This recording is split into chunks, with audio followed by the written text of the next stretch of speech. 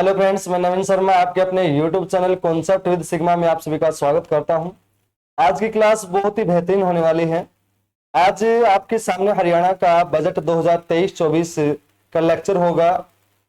जितने भी question budget से आने की संभावना है वो सारे क्वेश्चन मैं आपके सामने करवाऊंगा। एक एक क्वेश्चन आपको नोट करते हुए चलना है। जो क्वेश्चन आपको याद है या आता है उसको नोट नहीं करना है, जो आपको नहीं पता और याद नहीं है उस सभी क्वेश्चनों को नोट करना है। तो आइए चलते हैं हमारी क्लास की तरफ। देखिए, हरियाणा का बजट 2023-24 आपके सामने लिखा हुआ है। हरियाणा बजट 2023-24। सबसे पहला क्वेश्चन तो मैं आपको यहां से बताऊंगा कि बजट पेश कौन करता है। सबसे पहला क्वेश्चन आता है कि बजट पेश कौन करता है। उसके पहले भी क्वेश्चन बनता है कि बजट होता क्या चीज है। तो दोस्तों, बजट होता है एक साल के अंदर आय और व्यय का लेखा जोखा। क्या कहलाता है? बजट कहलाता है। यानी कि सरकार के पास से कहां से पैसा आएगा और अपना पैसा कहां पर निवेश करेगी, लगाएगी, खर्च करेगी, वो सारा ब्यौरा क्या होता है? बजट ही कहलाता है। तो हरियाणा की मैं बात करूं तो हरियाणा का वर्तमान में वित्त मंत्री कौन है? जो हरियाणा का सीएम है वही वित्त मंत्री यानी कि मनोहर लाल खट्टर जी हरियाणा के मुख्यमंत्री के साथ साथ वित्त मंत्रालय भी संभाल रहे हैं। तो क्वेश्चन क्या बनेगा? हरियाणा का वर्तमान में वित्त मंत्री कौन है दोस्तों? तो कौन हो जाएगा? मनोहर लाल खट्टर जी। इनके पास सीएम पद भी है और वित्त मंत्रालय भी है। दूसरा क्वेश्चन क्या पूछा जाएगा? मनोहर लाल खट्टर जी या हमारे हरियाणा के वर्तमान में वित्त मंत्री ने कौन से नंबर का बजट पेश किया? तो उन्होंने 4th नंबर का यानी कि चौथे नंबर का बजट पेश किया है। यानी कि वो वित्त मंत्री पद पर होते हुए चौथी बार उन्होंने बजट पेश किया है। अगला क्वेश्चन क्या पूछा जाएगा कि बजट 2023-24 का कुल बजट कितना पेश किया गया है? तो याद रखना दोस्तों, 1,83,950 करोड़ रुपए का बजट पेश किया गया है। किसके द्वारा पेश किया गया है? तो हरियाणा का बजट 2023-24 का कितना भाई? 1,83,950 करोड़ रुपए। ये हरियाणा प्रदेश का टोटल बजट है। ये 2023-24 का है। यदि आपसे पूछा जाए 2022-23 का, ध्यान दीजिए, 2022-23 का यदि आपसे पूछा जाए तो कितना हो जाएगा? 1,64,808 करोड़ रुपए भाई। ये ध्यान रखना भाई, करोड़ साथ में जरूर लगाना है। हरियाणा का बजट जो हाल ही में पेश हुआ है वो है 1,83,950। इससे जो पहले वाला था वो 1,64,808 रुपए था। अब इसमें बढ़ोतरी कितने की हुई? तो ध्यान रखना दोस्तों, बढ़ोतरी हुई थी 11.6%। ध्यान रखना। क्या क्वेश्चन पूछा जाएगा? 2022-23 का बजट है, उससे 2023-24 वाले बजट में कितने परसेंट की वृद्धि हुई, बढ़ोतरी हुई? तो 11.6% की बढ़ोतरी हुई। ये आपको याद रखना, बहुत ही महत्वपूर्ण क्वेश्चन बनेगा ये। कितने पिछले बजट से इस बजट में कितने प्रतिशत की वृद्धि हुई, बढ़ोतरी हुई? तो 11.6% की वृद्धि हुई। ये आपको याद रखना है। अत्यंत महत्वपूर्ण क्वेश्चन है ये। 2023-24 का है और ये 2022-23 का बजट है। अगर आपसे पूछा जाएगा हरियाणा प्रदेश का बजट किस दिन पेश हुआ? तो याद रखना दोस्तों, 23 फरवरी 2023 को। ध्यान दीजिए, 23 फरवरी 2023 को हरियाणा के वित्त मंत्री मनोहर लाल खट्टर जी ने हरियाणा का बजट 2023-24 को पेश किया था, जो कुल था 1,83,950 करोड़ रुपए का टोटल बजट था। ये कब पेश हुआ? तो याद रखना दोस्तों, 23 फरवरी 2023 को इसको पेश किया गया था। लेकिन पूछा जाए कि हरियाणा के राज्यपाल ने बजट सत्र कब से शुरू किया या बजट सत्र पर बैठक कब की? तो याद रखना, वो आ जाएगी आपकी 20 फरवरी 2023 भाई। क्वेश्चन ध्यान से सुनना। बंडारू दत्तात्रेय जो हरियाणा के राज्यपाल जी हैं, उन्होंने बैठक बजट पर कब की? तो 20 फरवरी को की। जबकि बजट पेश हमारे वित्त मंत्री मनोहर लाल खट्टर जी ने कब पेश किया? तो 23 फरवरी को पेश किया था। कुल कितने का? तो 1,83,950 करोड़ रुपए का पेश किया। जो पिछला था वो 1,64,808 रुपए का था। इसमें कुल वृद्धि कितनी हुई? तो 11.6% की वृद्धि हुई। आपको याद रखना, बहुत ही महत्वपूर्ण क्वेश्चन बनता है। अगर आपसे क्वेश्चन पूछा जाए कि हरियाणा में राजकोषीय घाटा, यहां पर मैं नोट कर देता हूं दोस्तों, याद रखना राजकोषीय घाटा। क्या दोस्तों राजकोषीय घाटा कितने प्रतिशत रहा? तो याद रखना दोस्तों 2.96% रहा भाई। यहां पर क्वेश्चन पूछा गया है कि हरियाणा प्रदेश का बजट 2023-24 का जो पेश किया गया था उसमें राजकोषीय घाटा कितने प्रतिशत रहा दोस्तों? तो याद रखना 2.96% राजकोषीय घाटा रहा।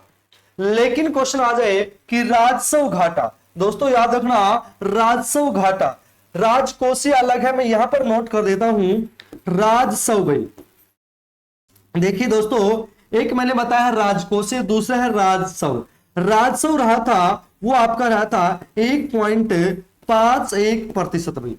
ध्यान दीजिए 1.51% ये राजस्व घाटा है, जबकि 2.96 ये राजकोषीय घाटा है हरियाणा प्रदेश का बजट 2023-24 का। बहुत ही महत्वपूर्ण क्वेश्चन है, यहां से क्वेश्चन आने की पूरी संभावना है। राजस्व और राजकोषीय दोनों ही बहुत ही महत्वपूर्ण है। राजकोषीय थोड़ा शब्द बड़ा है, तो बड़ा अमाउंट यानी कि 2.96, राजस्व उससे थोड़ा छोटा है कोषीय से, तो इसका आ जाएगा 1.51%। टोटल बजट मैंने आपके यहां पर लिख दिया है। पेश कब हुआ? तो 23 फरवरी को इसको पेश किया गया था, ये आपको याद रखना है। अगला क्वेश्चन देखिए, इसमें क्या दिया हुआ है, इसको रफ कर देता हूं। अगला दिया हुआ है हरियाणा का देश के सकल घरेलू उत्पाद में लगभग कितने % योगदान? क्या क्वेश्चन है दोस्तों, भारत की जीडीपी में हरियाणा प्रदेश का कितने प्रतिशत योगदान है? तो याद रखना 3.86% का योगदान है। जीडीपी मतलब है ग्रोथ डोमेस्टिक प्रोडक्ट, सकल घरेलू उत्पाद भी। भारत की यहां पर देखिए देश मतलब भाई भारत की जीडीपी ग्रोथ डोमेस्टिक प्रोडक्ट है, उसमें हरियाणा प्रदेश का कितने प्रतिशत योगदान है दोस्तों? तो याद रखना 3.86% इसका योगदान है, ये आपको याद रखना है। अगला क्वेश्चन देखिए क्या है, जीडीपी में हरियाणा की हिस्सेदारी वर्ष 2014-15 में कितनी थी? तो 3.52 थी, जबकि अब की बार 2022-23 में कितनी बढ़कर होगी? तो याद रखना 3.86। ये मैंने ऑलरेडी लिखवा दिया है, तो इसमें कोई दिक्कत होगी नहीं। आगे देखिए क्या दिया हुआ है। अब कुछ योजनाएं हैं जो बजट के आधार पर बजट में पेश की गई थी, बताई गई थी उन बजटों के बजट के अंदर कि इस योजना में क्या क्या कार्य शामिल है। तो देखिए पंडित दीनदयाल उपाध्याय अंत्योदय परिवार सुरक्षा योजना, इस योजना के तहत हरियाणा सरकार ने क्या कहा? पंडित दीनदयाल अंत्योदय परिवार सुरक्षा बीमा योजना के तहत क्या कहा कि हम 1 लाख, क्या दोस्तों ध्यान से सुनना, 1 लाख नए मकान बनाएंगे भाई। क्या? नए घर बनाकर देंगे, नए मकान बनाएंगे भाई। क्या दोस्तों जिन परिवारों की आय 1,80,000 से नीचे है, यानी कि जो बीपीएल में काउंट होते हैं, उनके लिए कितने नए मकान या घर बनाए जाएंगे? तो 1 लाख घर बनाए जाएंगे इस योजना के तहत। दूसरा क्या कहा इन्होंने, इस योजना में यदि परिवार के किसी व्यक्ति की मृत्यु हो जाती है या वो दिव्यांग हो जाता है, किसी वजह से कोई घटना हो जाती है, उस परिवार के सदस्य की मृत्यु हो जाती है या वो अपाहिज हो जाता है, तो उसकी क्या क्या राशि दी जाएगी? ध्यान देखना, 0 से 6 वर्ष के किसी बच्चे को ये प्रॉब्लम घटना घट जाती है तो उसको कितनी सहायता राशि दी जाएगी? 1 लाख रुपए दी जाएगी। 6 से 18 वर्ष वाले बच्चे को 2 लाख रुपए की राशि दी जाएगी और 18 से 24 वर्ष के बच्चे को इंसान को 3 लाख रुपए की राशि दी जाएगी और 25 से 40 वर्ष के इंसान को 5 लाख रुपए की सहायता राशि दी जाएगी और 40 से अबाउ जितने भी होगा उसकी कितनी राशि दी जाएगी? 2 लाख रुपए की राशि अनुदान के रूप में दी जाएगी। ये सारी घटनाएं किस योजना के तहत है? तो पंडित दीनदयाल अंत्योदय परिवार सुरक्षा योजना के तहत ये सारा योजनाएं चलाई गई हैं, जिनमें लोगों को बीपीएल परिवारों को ये राशि दी जाएगी, सहायता राशि दी जाएगी। आपसे पूछा जाएगा पंडित दीनदयाल अंत्योदय परिवार सुरक्षा योजना के तहत कितने नए मकान बनाए जाएंगे, तो दोस्तों 1 लाख बनाए जाएंगे। दूसरा पूछा जाएगा कि अपंग होने पर या मृत्यु होने पर कितनी राशि दी जाएगी, तो अलग अलग वर्षों की यहाँ पर अलग अलग दर्शाई गई है। तो मेरे हिसाब से सभी बच्चों का क्लियर हो जाना चाहिए, इसमें कोई गलत आंसर होगा नहीं।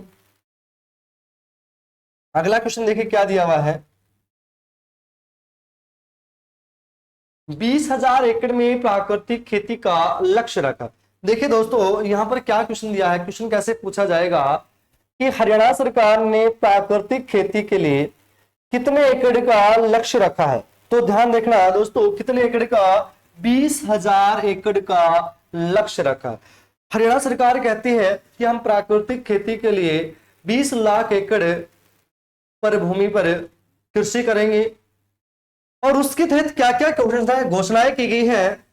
3 तो हम प्रशिक्षण केंद्र खोलेंगे भाई, क्या कहा इन्होंने, 20,000 एकड़ पर तो प्राकृतिक खेती करेंगे, और 3 क्या खोलेंगे, प्रशिक्षण केंद्र खोलेंगे भाई, स्थापित करेंगे। कहां पर दोस्तों, एक तो है चौधरी चरण सिंह कृषि विश्वविद्यालय हिसार में, दूसरा है आपका जींद में, और तीसरा है मंझियाना सिरसा। 3 प्रशिक्षण केंद्र खोले जाएंगे। यहां पर अलग अलग नाम है, जो पहला है उसका चौधरी चरण सिंह कृषि विश्वविद्यालय के नाम से मेरे हिसाब से सभी बच्चों को याद भी हो जाएगा। जींदवाड़ा का क्या नाम रखा गया है, हरियाणा कृषि प्रबंधन एवं विस्तार प्रशिक्षण संस्थान। ध्यान दीजिए, यहां से आपसे सीधा क्वेश्चन भी पूछ सकता है कि हरियाणा में कृषि प्रबंधन एवं विस्तार प्रशिक्षण संस्थान कहां पर है दोस्तों, तो कहां पर आ जाएगा, जींद में आ जाएगा। 3 प्रशिक्षण केंद्र तीनों मैंने यहां पर बता दिए हैं, एक हिसार में, एक जींद में और एक सिरसा जिले में आ जाएगा। तीनों ही बहुत ही महत्वपूर्ण क्वेश्चन है। अगला क्वेश्चन देखिए क्या दिया हुआ है, 500 युवा किसानों को ड्रोन प्रशिक्षण दिया जाएगा। आप सभी जानते हैं अभी पीछे जो बाजरा की जो फसल हुई थी उसमें कीड़ा लग गया था, फसल पकने के तैयार थे उसमें कीड़ा लग गया था, और इतने बड़ी ऊंचाई के होने के कारण स्प्रे करना इतना आसान नहीं था। तो हरियाणा सरकार या जो हरियाणा की वैज्ञानिक है उन्होंने बताया कि इसकी स्प्रे ड्रोन की सहायता से की जा सकती है। अब ड्रोन चलाने के लिए प्रशिक्षण होना चाहिए और चलाना आना चाहिए। उसके लिए हरियाणा सरकार ने क्या कहा कि हम 500 युवाओं को स्टार्टिंग में 500 युवा जो किसान हैं उनको ड्रोन के प्रशिक्षण देंगे, उनको चलाना सिखाएंगे। तो आपसे सीधा क्वेश्चन किस प्रकार से पूछा जाएगा कि हरियाणा सरकार कितने युवा किसानों को ड्रोन प्रशिक्षण देगी, तो आंसर क्या हो जाएगा दोस्तों, 500 युवा किसानों को ये प्रशिक्षण देगी। दूसरा क्या क्वेश्चन पूछा जाएगा कि हरियाणा सरकार आपसे क्वेश्चन पूछ लेगी ये प्रशिक्षण की शुरुआत कहां पर हुई, तो याद रखना दोस्तों ये कहां पर हुई थी, हिसार डिस्ट्रिक्ट में हुई थी, ये भी आपको याद रखना है। दूसरा जो सबसे महत्वपूर्ण क्वेश्चन क्या पूछा जाएगा आपके भविष्य में कि हरियाणा में कहां पर निर्मित ड्रोनों से भारतीय सीमा की निगरानी होती है। क्या क्वेश्चन है, ये करंट अफेयर का नहीं है, ना ही बजट से रिलेटेड है। यहां पर क्वेश्चन है थोड़ा सा हटके है कि हरियाणा में कहां पर निर्मित ड्रोनों से भारतीय सीमा की निगरानी की जाएगी, तो ध्यान रखना तो आ जाएगा आपका फरीदाबाद। क्या दोस्तों, फरीदाबाद में कहां पर निर्मित ड्रोनों से भारतीय सीमा की निगरानी की जाती है, तो फरीदाबाद में निर्मित ड्रोनों से भारतीय सीमा की निगरानी की जाती है। और बजट के आधार पर क्या क्वेश्चन पूछेगा कि कितने युवा किसानों को ड्रोन प्रशिक्षण दिया जाएगा, तो 500 युवा किसानों को ड्रोन प्रशिक्षण दिया जाएगा। ये आपको याद रखना है, बहुत ही महत्वपूर्ण क्वेश्चन है, अत्यंत महत्वपूर्ण क्वेश्चन है भाई। अगर ड्रोनों का प्रशिक्षण मिल जाता है तो हमारे हरियाणा किसानों को बहुत ही ज्यादा फायदा हो जाएगा, स्प्रे के माध्यम से कर सकेंगे अपनी फसलों में। अगला क्वेश्चन देखिए क्या दिया हुआ है, धान की सीधी बिजाई के अधीन 2 लाख एकड़ का लक्ष्य रखा। बहुत ही बढ़िया क्वेश्चन है। आप सभी जानते हैं धान की खेती में पानी का वेस्टेज बहुत ज्यादा होता है, तो हरियाणा सरकार ने क्या कहा कि हम धान की सीधी बिजाई, पहले क्या होता था कि पहले पानी खेत में भर दिया जाता था, उसमें गाद जिसको हम बोलते हो बनाए जाते, उसके बाद धान रोपण किया जाता था। अब क्या कहता है कि सीधी बिजाई के बाद करने के बाद उसमें पानी डाला जाता है। ऐसे कितने एकड़ का लक्ष्य रखा है हरियाणा सरकार ने? तो 2 लाख एकड़ का लक्ष्य रखा है। क्वेश्चन क्या पूछा जाएगा कि हरियाणा सरकार ने धान की सीधी बिजाई के लिए कितने एकड़ जमीन का लक्ष्य रखा है? तो 2 लाख एकड़ का लक्ष्य रखा है, ये आपको याद रखना है। अगला क्वेश्चन देखिए, हरियाणा में शहद गुणवत्ता प्रयोगशाला स्थापित की जाएंगी। हरियाणा सरकार कहती है कि हम हरियाणा प्रदेश में शहद गुणवत्ता जांच के लिए प्रयोगशाला स्थापित करेंगे। यह भी महत्वपूर्ण क्वेश्चन है, अच्छी बात है। शहद की गुणवत्ता जांच के लिए प्रयोगशाला बनाई जाएंगे अलग अलग स्थानों पर। अगला क्वेश्चन देखिए क्या दिया हुआ है, बागवानी फसलों के 3 उत्कृष्टता केंद्र स्थापित होंगे। पहला क्वेश्चन तो कैसे पूछ सकता आपसे कि हरियाणा में बागवानी फसलों के लिए कितने उत्कृष्टता केंद्र स्थापित किए जाएंगे? तो दोस्तों कितने किए जाएंगे? 3। दूसरा पूछा जाएगा कहां कहां पर किए जाएंगे? तो पंचकुला, पिनगवा, पिनगवा पड़ता आपका नूह में, मुनीमपुर पड़ता है झज्जर में। तो पहला देखिए पंचकुला, पहला क्या हो जाएगा दोस्तों? पंचकुला। दूसरा आ जाएगा आपका पिनगवा, और पिनगवा कहां पड़ता है? नूह में, और दूसरा है मुनीमपुर, और मुनीमपुर पड़ता है झज्जर में। इन 3 जगह बागवानी फसलों के उत्कृष्टता केंद्र स्थापित किए जाएंगे। ये तो थी बजट की बात। एक बिना बजट से यानी कि हिस्ट्री से क्या क्वेश्चन बनेगा, हरियाणा की सबसे प्राचीन बावड़ी कौन सी है? दोस्तों याद रखना, हरियाणा की सबसे पहली या प्राचीन, जो पहली होगी वो प्राचीन भी होगी, प्राचीन बावड़ी भी। हरियाणा की सबसे पहली या सबसे प्राचीन बावड़ी कौन सी हो जाएगी? पिनगवा, और पिनगवा पड़ता है नूह मेवात में पड़ती है। हरियाणा की सबसे प्राचीन बावड़ी भी है। और अब हाल ही में बजट में क्या खोलने की घोषणा की है? तो बागवानी फसल उत्कृष्टता केंद्र खोलने की घोषणा कर दी गई है। टोटल कितने केंद्र स्थापित होंगे? तो दोस्तों 3 होंगे। कहां कहां पर होंगे? पंचकुला, नूह मेवात और झज्जर में। तीनों ही बहुत ही महत्वपूर्ण क्वेश्चन है। अगला क्वेश्चन देखिए क्या दिया हुआ है, एलिवेटेड सड़क निर्माण का कहां पर किया जाएगा? एलिवेटेड सड़क निर्माण हरियाणा में कहां पर किया जाएगा? तो दोस्तों बल्लभगढ़ और हिसार में किया जाएगा। बल्लभगढ़ कहां पर है? तो याद सभी जानते हैं फरीदाबाद में है बल्लभगढ़, जिसका पहले नाम वर्तमान में नाम बलरामगढ़ कर दिया गया है। पहले बल्लभगढ़ था, वर्तमान में बलरामगढ़ के नाम से जाना जाता है। राजा नार सिंह का यहाँ पर किला भी है, जिसके किले पर आज भी तोपे, बुर्जों पर तोपे लगी हुई हैं, ये भी आपको याद रखना है। तो हरियाणा में एलिवेटेड सड़क का निर्माण कहां पर किया जाएगा? तो याद रखना बहादुरगढ़ और हिसार में। एक क्वेश्चन जो है वो क्या बनेगा, भारत का पहला, ध्यान दीजिए, भारत का पहला एलिवेटेड रेलवे ट्रैक। दोस्तों क्या है? भारत का पहला एलिवेटेड रेलवे ट्रैक हरियाणा में कहां पर बनाया गया है? तो वो याद रखना दोस्तों रोहतक में आएगा। ये है रोहतक वाला है एलिवेटेड रेलवे ट्रैक है, और ये है सड़क निर्माण है भाई, दोनों में अंतर ध्यान रखना। रोहतक वाला एलिवेटेड रेलवे ट्रैक है, और ये है एलिवेटेड सड़क जो कहां पर होगी भाई? बल्लभगढ़ और हिसार में होगी। दूसरा भी एलिवेटेड लाइन कहां पर बनेगी? तो बहादुरगढ़ से कैथल बनाई जाएगी, ये भी आपको याद रखना है। अगला क्वेश्चन देखिए क्या है, multi modal logistic park Haryana में कहां पर? लेकिन लॉजिस्टिक क्या होता है आप सभी जानते हैं। हरियाणा प्रदेश में, हरियाणा प्रदेश या हरियाणा राज्य में कहीं पर भी लॉजिस्टिक पार्क हब वो होता है जहां पर सबसे बड़ा कच्चा माल उतारने का स्थान और तैयार माल चढ़ाने का स्थान होता है, क्या होता है? Logistic hub. हरियाणा का सबसे बड़ा लॉजिस्टिक हब आप सभी जानते हैं कहां पर है? महेंद्रगढ़ डिस्ट्रिक्ट के नांगल चौधरी में है, स्थापित होगा, ये सभी जानते हैं। अब इनके अलावा और कहां कहां पर स्थापित किया जाएगा लॉजिस्टिक हब? तो दोस्तों याद रखना हरियाणा की स्टील सिटी हिसार में, और हरियाणा के अंबाला में, और तीसरा कौन सा हो जाएगा? महेंद्रगढ़ में। हरियाणा में मल्टी मॉडल लॉजिस्टिक पार्क कितने स्थापित होंगे? तो दोस्तों याद रखना 3 स्थापित होंगे। कहां कहां पर होगा? तो हिसार में होगा, अंबाला में होगा, और भाई कहां पर होगा? महेंद्रगढ़ में होगा।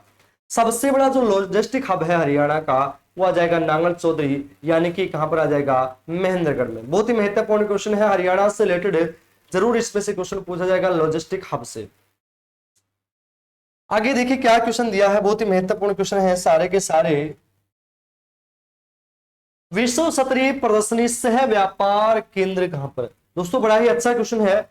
विश्व स्तरीय वर्ल्ड स्तरीय व्यापार स्वास्थ्य सह व्यापार केंद्र कहां पर स्थापित किए गए हैं?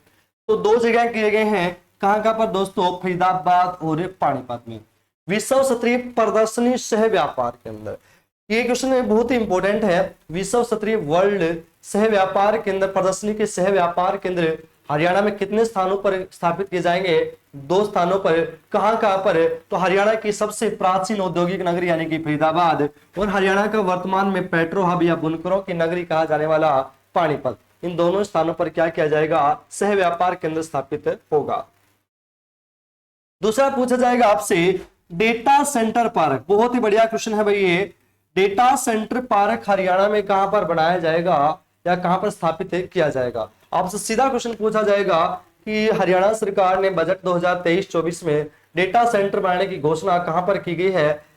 तो कहां पर भाई दोस्तों? अंबाला और दूसरा कहा जाएगा गुरुग्राम में। अंबाला और गुरुग्राम में डेटा सेंटर बनाया जाएगा, ये आपको याद रखना है। अत्यंत महत्वपूर्ण क्वेश्चन है भाई। पहला क्वेश्चन देखिए क्या दिया हुआ है। अगर आपसे पूछा जाए अनुसूचित जाति के उद्यमियों के सूक्ष्म और लघु उद्योगों के लिए भूमि मूल्य में 20% छूट दी जाएगी। यहां पर देखो क्या क्वेश्चन दिया है। अनुसूचित जाति के लिए जो एससी कैंडिडेट हैं, उनके जो भी उद्यमी हैं, जो व्यापार अपना खुद का धंधा स्टार्ट करना चाहते हैं, तो उनको कितने प्रतिशत की छूट दी जाएगी भूमि मूल्य में? तो 20% की छूट दी जाएगी। डिस्काउंट दिया जाएगा या सहायता राशि दी जाएगी या सब्सिडी दी जाएगी, आप इसको कह सकते हैं। हरियाणा सरकार उद्योगों में बढ़ावा देने के लिए अलग अलग प्रकार की योजनाएं चला रही है। तो ये योजना है ये एससी कैंडिडेटों के लिए, अनुसूचित जाति के जो भी लोग हैं अपना खुद का बिजनेस स्टार्ट करना चाहते हैं, तो उनको भूमि निवेश के लिए कितने रुपए की राशि या कितने प्रतिशत की छूट देगी? तो 20% की छूट देगी भाई। अगला क्वेश्चन है मुख्यमंत्री, ये है क्वेश्चन भाई, मुख्यमंत्री श्रम योगी प्रतिभावान योजना का संबंध किससे? यहां पर क्वेश्चन क्या है? योजना का नाम दिया है मुख्यमंत्री श्रम योगी प्रतिभावान भाई। मुख्यमंत्री श्रम योगी प्रतिभावान योजना का संबंध किससे है? तो याद रखना दोस्तों, जो श्रमिक होते हैं उनके बच्चों का पढ़ाने से संबंध है। श्रमिकों के बच्चों की शिक्षा हेतु है। मुख्यमंत्री श्रम योगी प्रतिभावान योजना का संबंध किससे है दोस्तों? तो याद रखना किससे है? ये श्रमिकों के बच्चों को शिक्षा देने के हेतु से इनका संबंध है भाई। अगला क्वेश्चन देखिए क्या दिया हुआ है। वरिष्ठ नागरिक सेवा आश्रम योजना भाई। वरिष्ठ नागरिकों को सभी सुविधाएं एक छत के नीचे उपलब्ध की जाए। आप सभी जानते हैं आजकल समय बहुत ही खराब चल रहा है। सभी तो नहीं हो सकते, लेकिन मैंने देखा है बहुत से बुजुर्ग ऐसे हैं जिन्होंने अपना घर बार छोड़ा गया है, और छोड़ा गया कि मजबूर किया गया है छोड़ने पर। आजकल मैं देख रहा हूं, और आप भी इस बात से भली भांति वाकिफ है कि आजकल की जो नई जनरेशन है वो अपने माँ बाप का कर्तव्य जो उन्होंने किया है उसको भूल जाते हैं। जिन्होंने सारी उम्र उनको इस लेवल पर बनाने के लिए बिताई, आज उनके लिए घर में रहने के लिए स्थान नहीं है, उनको वृद्धाश्रम छोड़ाते हैं, जो बहुत ही गलत बात है। देखिए दोस्तों, मैं मानता हूं कि गलती हर इंसान से हो सकती है, लेकिन सबसे बड़ी बात यह है कि गलती किसी से भी हो, आपसे हो जाती है या आपसे बड़े से हो जाती है, तो उस चीज को समाधान करके ही सुलझाया जा सकता है। यह नहीं कि उसको बढ़ाकर, उसकी दिशा बदलकर परिवार का या खानदान का एंडिंग पॉइंट तक ले जाएगा। ऐसा नहीं होना चाहिए। जिन माँ बाप ने आपके लिए ये सब किया, आपके लिए मकान बनाया, आपके लिए जायदाद जमीन सब कुछ जोड़ा, उनको आप बुढ़ापे में अगर उनका साथ छोड़ रहे हैं तो आपसे घटिया इंसान कोई नहीं हो सकता। और दूसरा एक बात ये बिल्कुल ना भूलें कि आने वाला समय आपका भी बुढ़ापा होने वाला है, क्योंकि सदा आप जवान तो होंगे नहीं, आपको भी उस अवस्था में आना होगा जिस अवस्था में आपके माँ बाप है, या जिस अवस्था में आप उनको घर से निकाल कर वृद्ध आश्रम छोड़ रहे हो, तो वो दिन आप में भी आ सकते हैं। तो ध्यान दीजिए, बस मैं आपसे इतना ही रिक्वेस्ट करना चाहूंगा कि देखिए, हो सकता है कुछ बातें ऐसी हो घर में जिससे बात बढ़ सकती है, लेकिन उसका समाधान ठंडे दिमाग से, गुस्सा होता है कुछ पल का होता है, यदि उसमें सही ढंग से आपने मैनेज कर लिया तो कभी भी परिवार नहीं टूटेगा। एक इंसान में यदि गुस्सा होता है, दूसरे इंसान को उस समय बिल्कुल ही नरम स्वभाव में होना चाहिए, तो कभी भी वो परिवार टूटेगा नहीं। परिवार जब टूटता है जब दोनों ही बराबर के होते हैं। तो आप सभी समझदार हो, इसमें मैं ज्यादा नहीं कहना चाहूंगा क्योंकि आप सभी मैच्योर हो। तो ये क्या क्वेश्चन है, इसमें यही बात लिखी गई है कि भाई हरियाणा सरकार ने कहा कि हम एक ऐसे वृद्धाश्रम बनाएंगे जिसके नीचे इस एक ही छत के नीचे सभी सुविधाएं दी जाएंगी। वो इस बात इसमें कही गई है। तो मैं बस यही कहना चाहूंगा कि किसी भी माँ बाप में वो दिन ना आए, इस सेवा का आनंद ले, वो ऐसा दिन कभी ना आए कि सेवा में जाना पड़े, इस सेवा का आनंद हो ले। अगला क्वेश्चन देखिए क्या दिया हुआ है।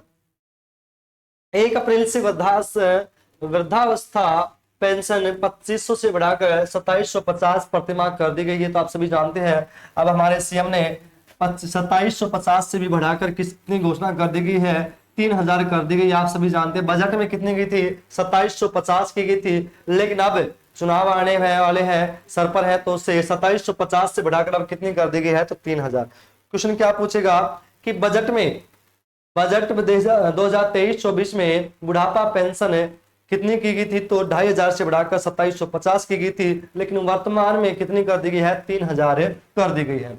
अगर आपसे पूछा जाए वृद्धावस्था पेंशन या बुढ़ापा पेंशन की शुरुआत कब हुई थी, तो 1987 में चौधरी देवीलाल जी ने या ताऊ देवीलाल ने इसकी शुरुआत की गई थी मात्र 100 रुपए से। और पहली बार बढ़ोतरी इसमें 1999 में 200 रुपए हो गई थी, यानी कि डबल हो गई थी। पहले इसकी आयु 65 वर्ष रखी गई थी, ये भी आपको ध्यान रखना है। वर्तमान में 60 वर्ष है। 60 वर्ष से जितने भी ऊपर बुजुर्ग हैं उनको सभी को वर्तमान में 3000 रुपए पेंशन दी जाएगी। और वर्तमान में जो मिल रही है वो 2750 रुपए, और बजट से पहले 2500 रुपए थी, बजट के बाद 2750 कर दी गई है, और अब आने वाले समय में 3000 हो जाएगी। शुरुआत 1987 में 100 रुपए से, उम्र उस समय 65 वर्ष रखी गई थी, ताऊ देवीलाल ने इसकी शुरुआत की थी। अगला क्वेश्चन देखिए, स्टेट एक्शन समानुभूति सेंटर कहां पर खोला जाएगा, तो दोस्तों याद रखना पंचकुला में इसको स्थापित किया जाएगा।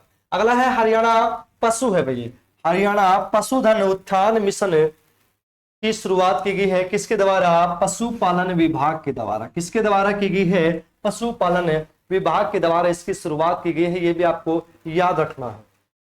अगला क्वेश्चन देखिए, पशु चिकित्सा पोली क्लिनिक भाई, बहुत ही बढ़िया क्वेश्चन है भाई। पशु चिकित्सा पोली क्लिनिक हरियाणा में कितने खोले जाएंगे, तो खोले जाएंगे भाई 4। कितने खोले जाएंगे, 4 पशु क्लिनिक खोले जाएंगे। कहां पर दोस्तों, पलवल में, महेंद्रगढ़ में, अंबाला में और फतेहाबाद में। पशु चिकित्सा पोली क्लिनिक हरियाणा में कितने खोले जाएंगे, बजट 2023-24 के अनुसार 4 स्थापित किए जाएंगे, 4 खोले जाएंगे। कहां पर दोस्तों, पलवल में, महेंद्रगढ़ में, अंबाला में और फतेहाबाद में। अगला क्या क्वेश्चन है भाई, 2 सरकारी वेटनरी पेट क्लिनिक्स कहां पर खोले जाएंगे भाई।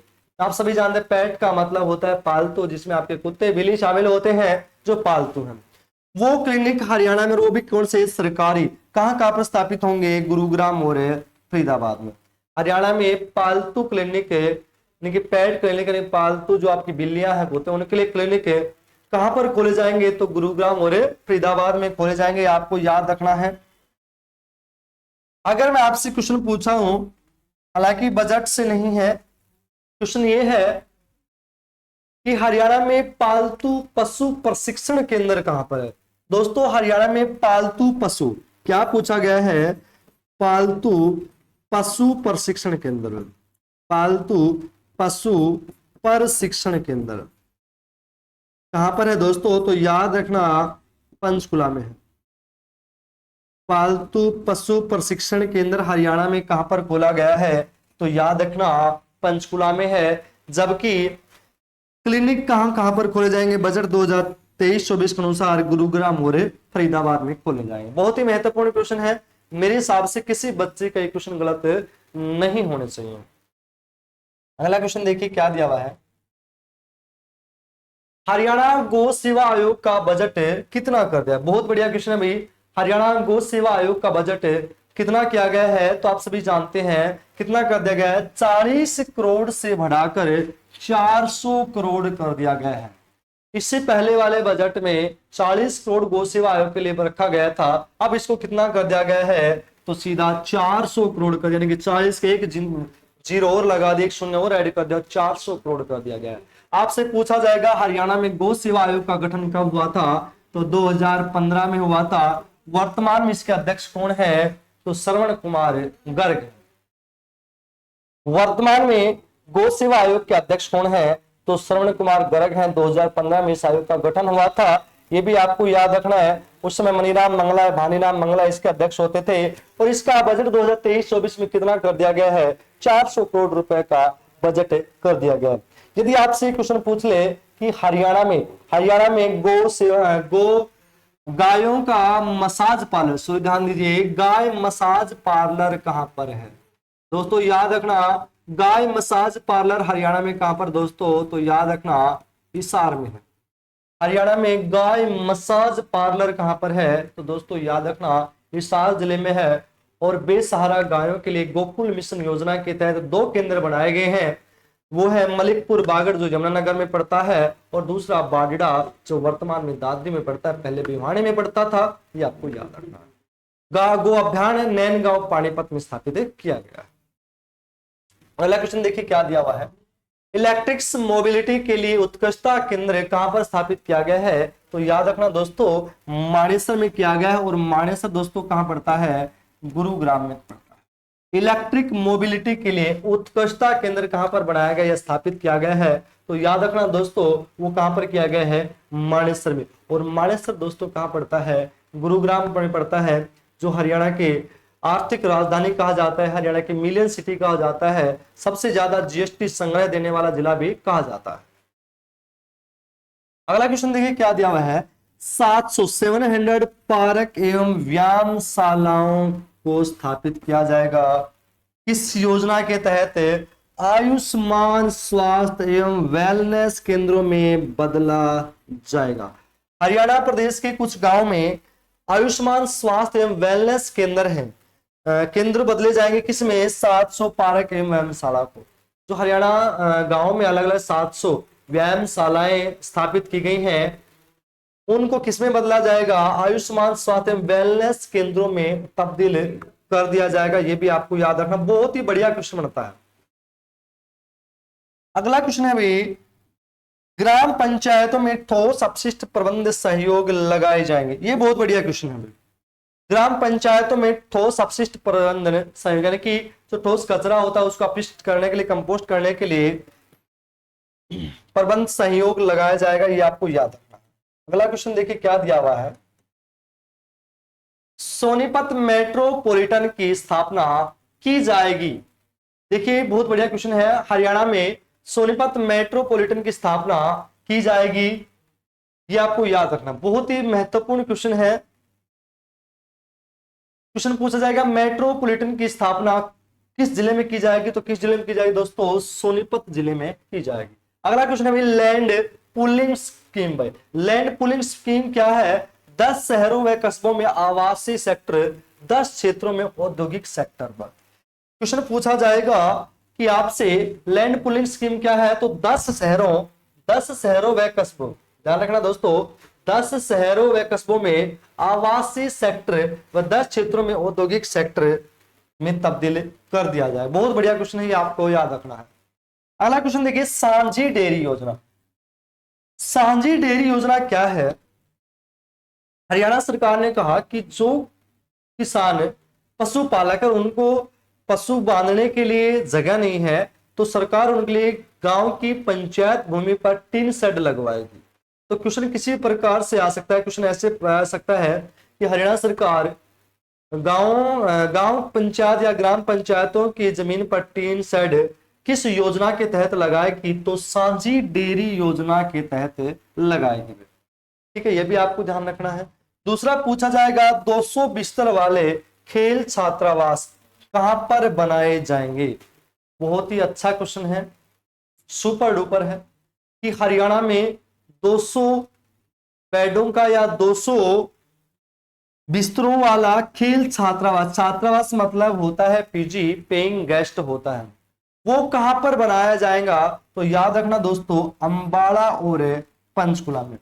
200 बिस्तरों वाले खेल छात्रावास हरियाणा में कहां पर स्थापित होंगे? तो दोस्तों याद रखना, अंबाला और पंचकुला में होंगे।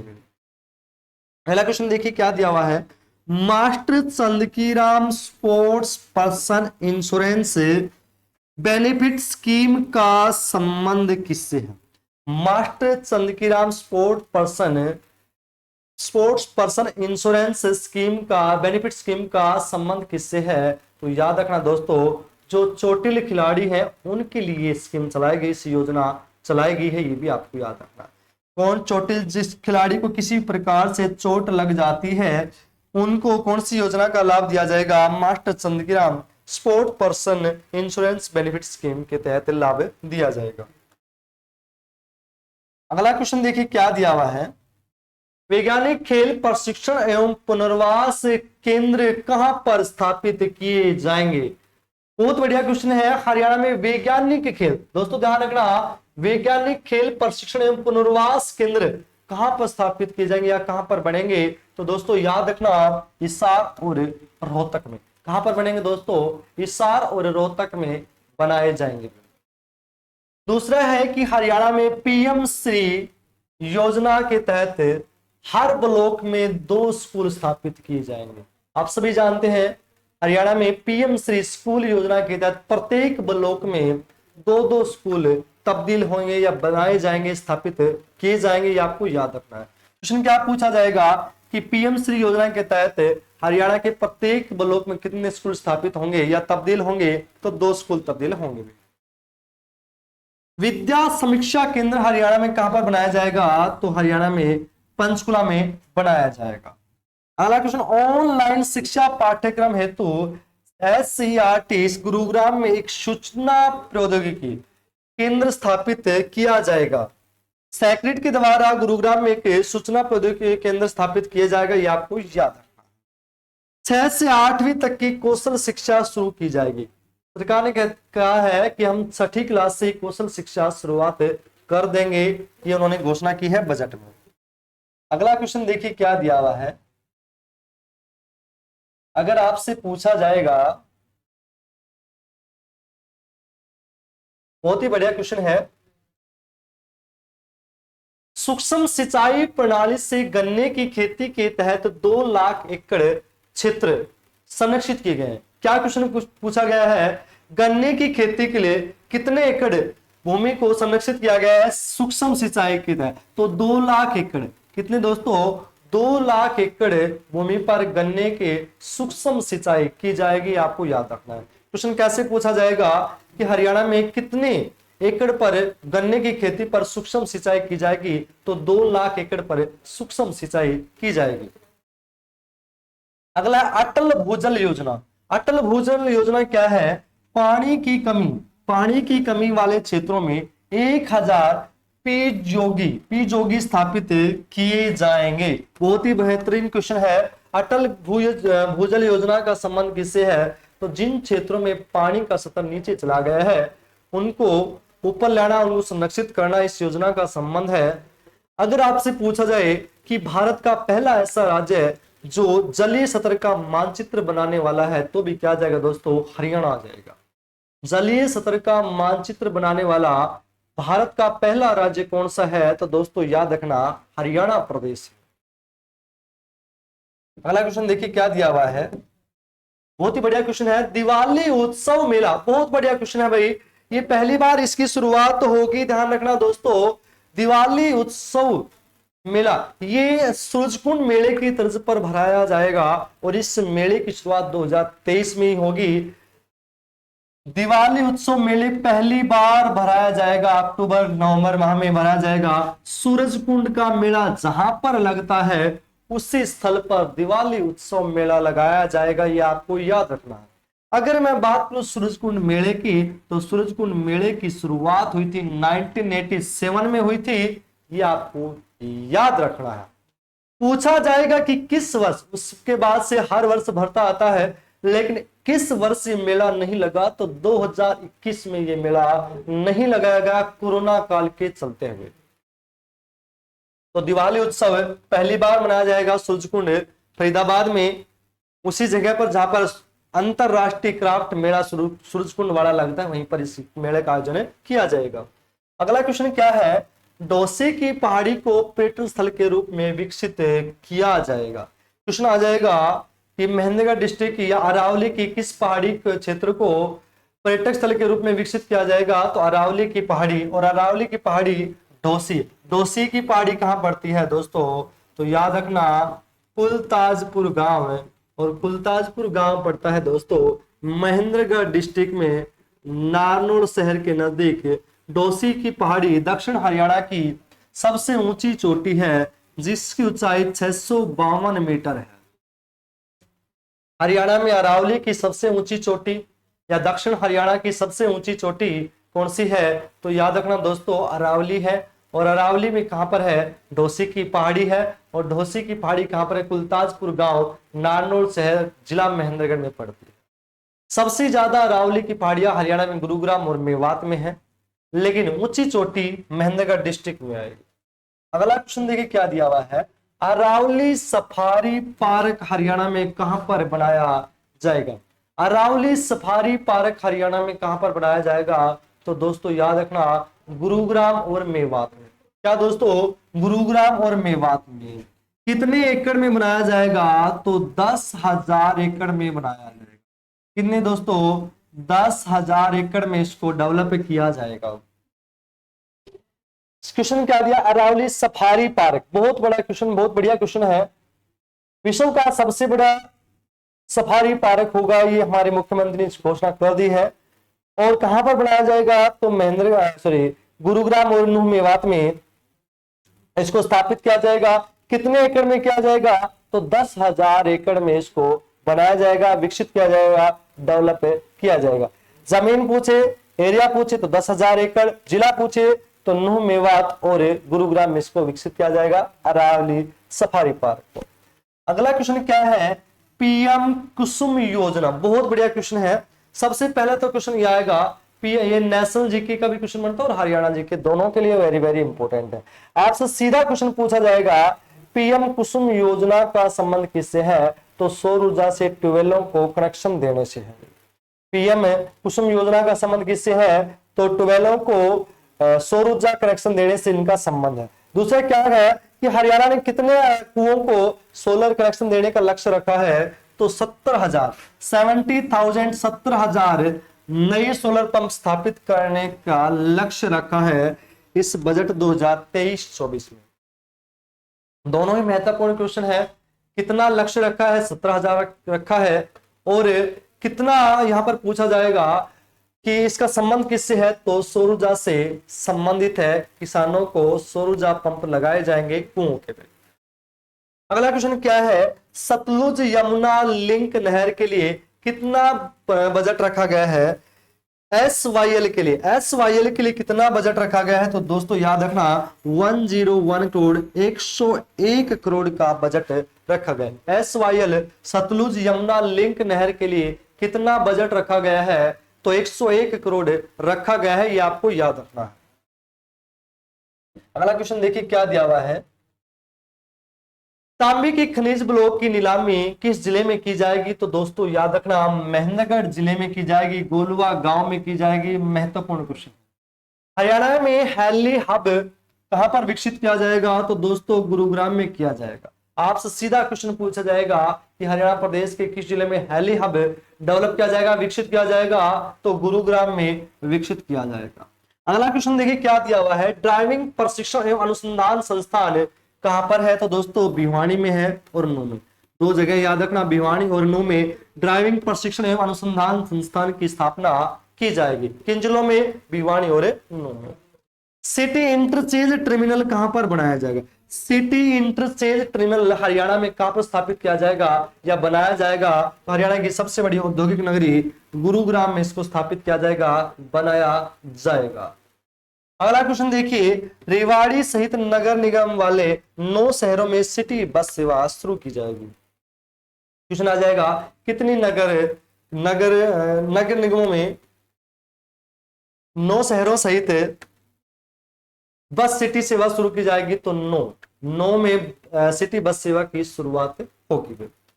तो जो बच गया है वो हम कल नेक्स्ट लेक्चर में पढ़ाऊंगा आपको। जो बजट की राशि किस क्षेत्र में किस विभाग को कितनी राशि आवंटित की गई है वो हमारी नेक्स्ट क्लास होगी। तो आशा करता हूं आप सभी को ये क्लास हमारी बहुत बहुत पसंद आई होगी। तो ज्यादा से ज्यादा हमारी क्लास को लाइक करें, शेयर करें, और जिन्होंने अभी तक हमारे चैनल को सब्सक्राइब नहीं किया है सबसे पहले सब्सक्राइब करें और साथ में बेल आइकन दबाना बिल्कुल भी ना भूलें। Thank you class.